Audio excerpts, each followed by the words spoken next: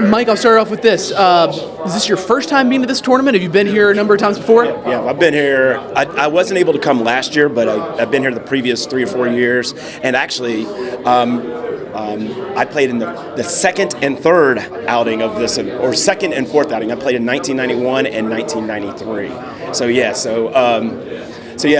I've been involved, and it's a wonderful event. So you're a great person to ask then. From the second time this tournament was held to now the 35th time, how has this thing grown? How has it changed? How has it gotten even better? Yeah, it's actually awesome.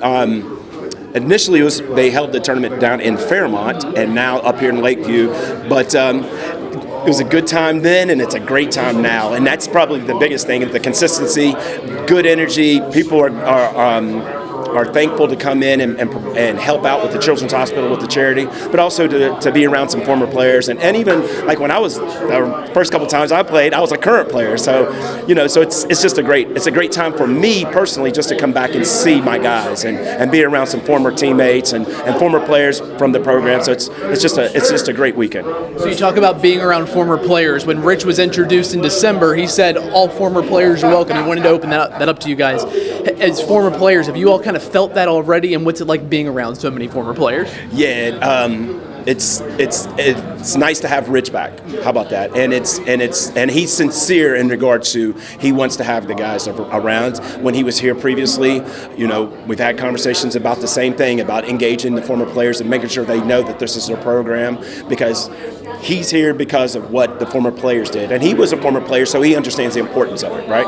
And so, yeah, and then I think also just the guys here, we want to be engaged and we want to be a part of the program. And it's not so much that the previous coaches didn't engage with the players, but it's just a different vibe, that's all.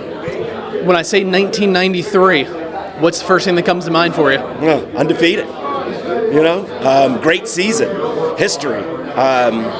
It's the last one. We're the last ones to do it, right? So, and just a phenomenal season, phenomenal team, the epitome of a team where we complemented each other, offense, defense, special teams. We had some standout players, but no true superstars. So it was just a wonderful season, and it's something, as a captain of the team as well, something that I'll cherish forever. So what is your, individual lasting memory of that season? And then there's been so much written about that year.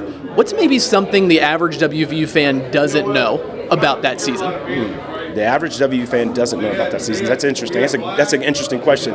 I'm not sure. The one thing that truly stands out to me, but at the time and it's always been the largest attended game or most attended game in the history, is that Miami game, and it's special to me because it was my last home game, and that game they announced all the seniors, and I was the captain, and Collins alphabetically, I was the last person announced on the field, and so that just sticks out. I just remember just coming out into the crowd and just looking around and it's the last time, won't we make something good about it, and so that Miami game was a fun game. It's a fun day, fun game, and that's something I'll always remember.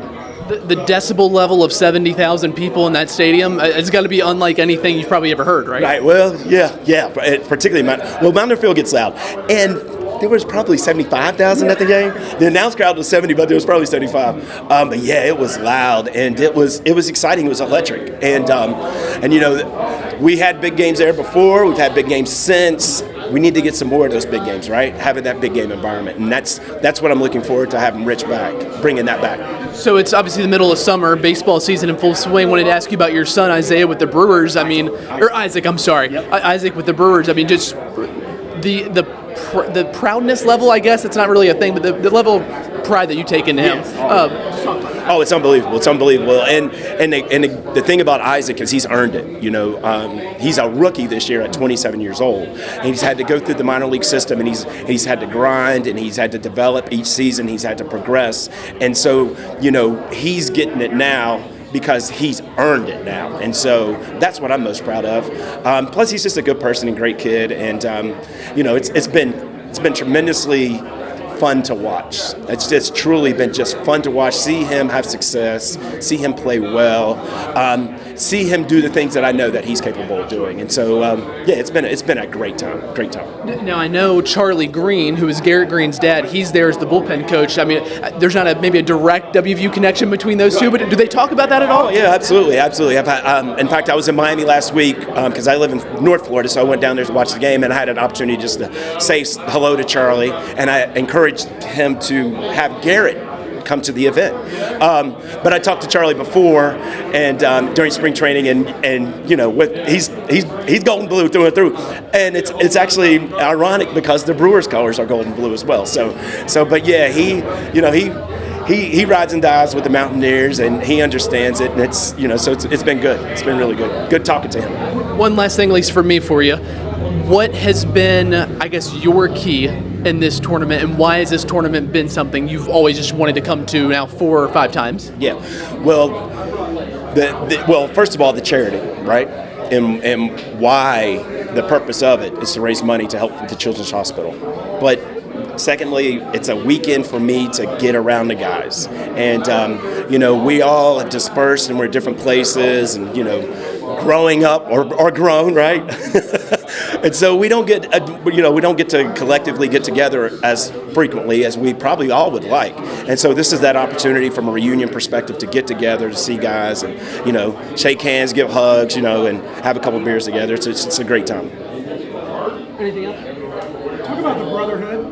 You mentioned it a little bit in your last answer, but also with having Rich running back, it seems like more guys want to come back to the team. Right. Yeah, with Rich being back, he understands the culture of West Virginia football.